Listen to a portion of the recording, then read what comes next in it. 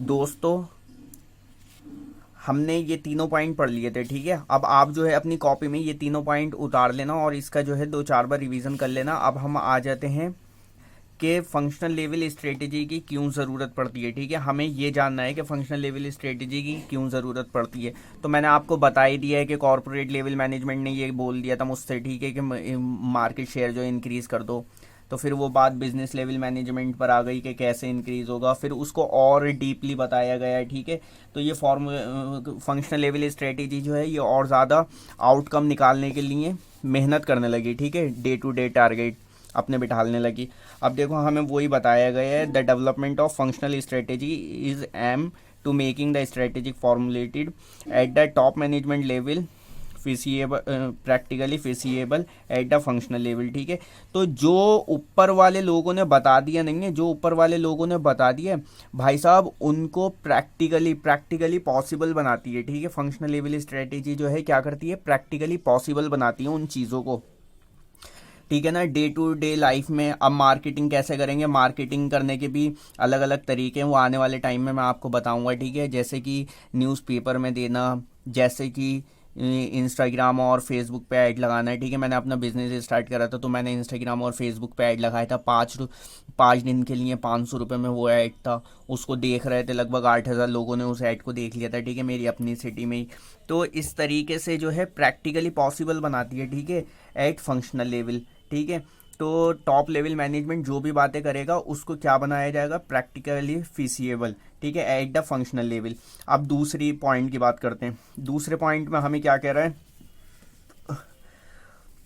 Functional level strategy जो होती है वो क्या करती है, फैसिलिटेट, ठीक है, flow of strategic decision to different functional areas of business, ठीक है। तो ये क्या प्रोवाइड करती है, एक flow of strategic decision provide करवा देती है, ठीक है। हमें अगर हम बना लेंगे तो हमें सारी बातों का फंक्शनल लेवल स्ट्रेटेजी अगर हम बना लेंगे हमें पता चल जाएगा, ठीक है, कि मार्केटिंग वाले मैनेजर को क्या काम करना है और फाइनेंस वाले मैनेजर को क्या काम करना है, ठीक है, इन लोगों को कौन कौन सी स्ट्रेटेजी बनाना है। तो ये एक जो है फ्लो तैयार कर देती है, ठीक है।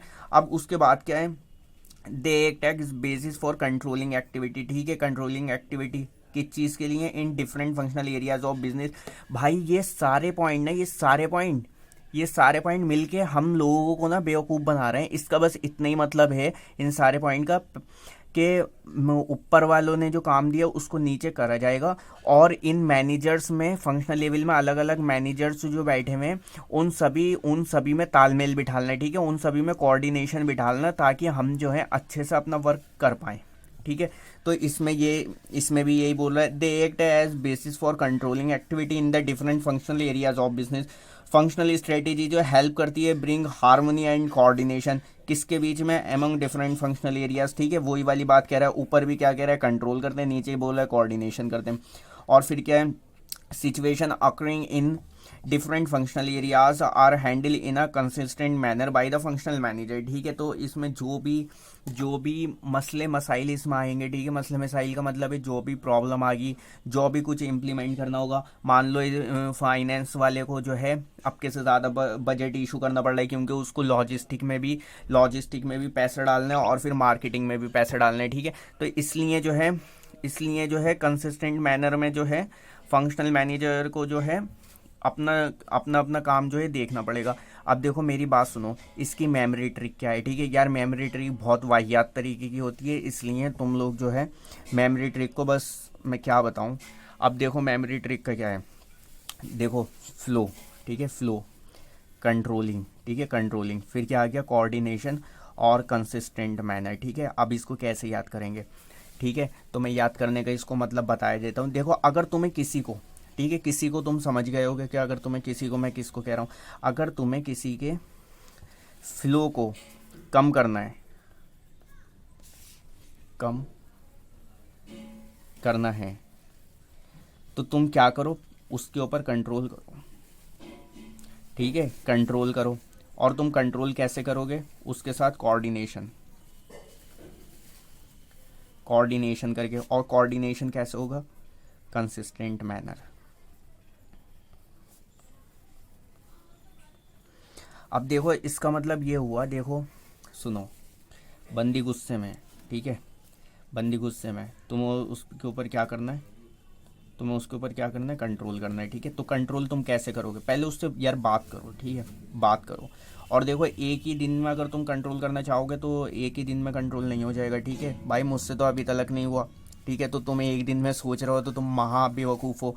तो इसलिए भाई कोऑर्डिनेशन उससे रखो, ठीक है। नहीं तो वो तुम कॉल नहीं करोगे, बंदी बोलेगी तुमने कॉल ही नहीं करा, तुम कॉल ही नहीं करते हो, तुम मुझे समझते नहीं है, ये फलाने ढिंगा, यार 100 बातें होती हैं, उन बातों में मुझे मत उलझाओ, नहीं तो मैं बहुत कुछ बोल सकता हूँ उस बारे में, तो ठीक है, जिस पे बीती वही जाने भाई। तो अगर तुम्हें क्या कहते हैं उसके फ्लो को, अगर उसके गुस्से को तुम्हें ख़त्म करना है, ठीक है, जो भी लड़ाई झगड़े हो रहे हैं उसको ख़त्म करना है, तो तुम उसको पहले कंट्रोल करो। कंट्रोल तुम कैसे कर सकते हो, कोऑर्डिनेशन और कंसिस्टेंट मैनर, ठीक है।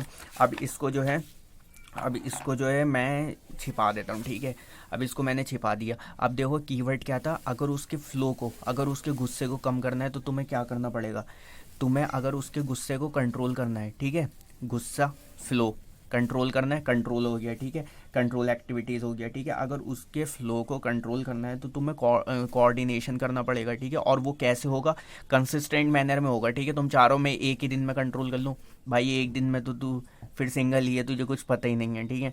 तो इस वजह से इस तरीके से भाई तुम्हें करना पड़ेगा, ठीक है। तो अभी जो है मैंने ये चीज़ बता दी है तुम्हें। अब उसके बाद जो है ना, उसके बाद मैं बताऊंगा मार्केटिंग स्ट्रेटेजी, मार्केटिंग मिक्स, ठीक है। और अभी जो है ना इसको जो है मैं लगभग 2-3 लेक्चरों में जो है ये चैप्टर